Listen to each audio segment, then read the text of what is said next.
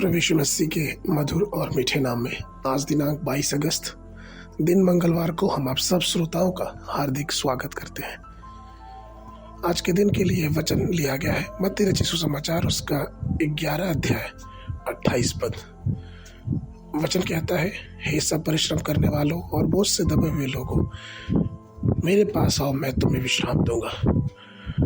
प्रियो, परमेश्वर ने पुराने और नए नियम दोनों में अपने विश्राम का वादा किया। निर्गमन की पुस्तक उसका 33 अध्याय 14 पद, मत्ती उसका 11 अध्याय 28 पद। इसलिए निश्चित रहे, क्योंकि विश्राम हमारा जन्म सिद्ध अधिकार है।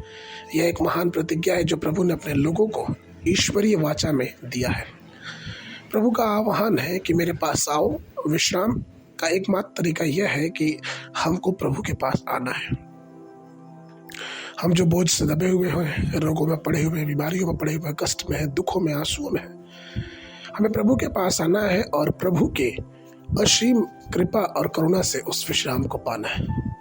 एक समय की बात है कि एक जवान युवक सड़क दुर्घटना में बहुत घायल हुआ और उसका एक पैर बुरी तरह से चोटिल हो गया।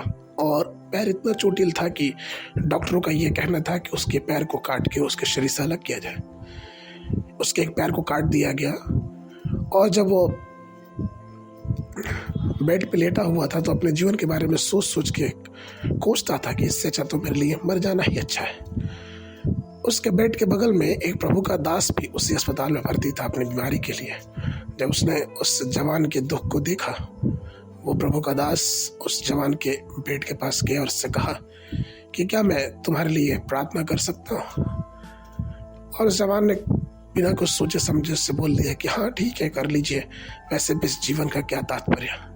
और तब प्रभु के दास ने एक गीत गा के, जिस गीत के बोल है कि प्रभु हमारी रक्षा करता है, प्रभु ही हमारी रक्षा करता है और हमारा मन व्याकुल ना हो, इस गीत को गा के और प्रभु के दास ने उसके लिए प्रार्थना किया।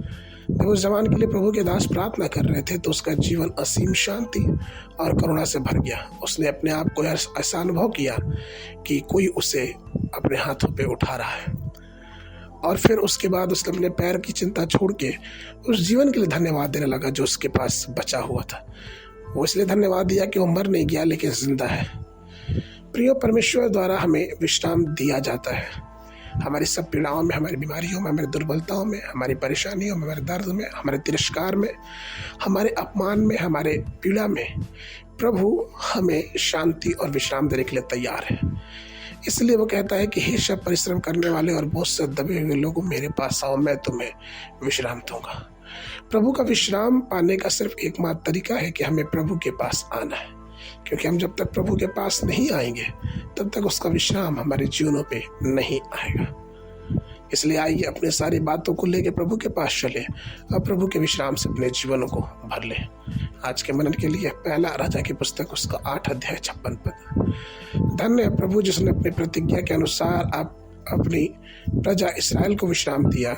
उसकी सारी अच्छी प्रतिज्ञाओं में एक भी प्रतिज्ञा कभी भी विफल नहीं हुई जो उसने अपने दास मूसा के द्वारा कही थी।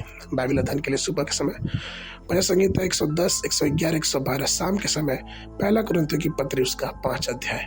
परमेश्वर आप सबको आशीष देवे।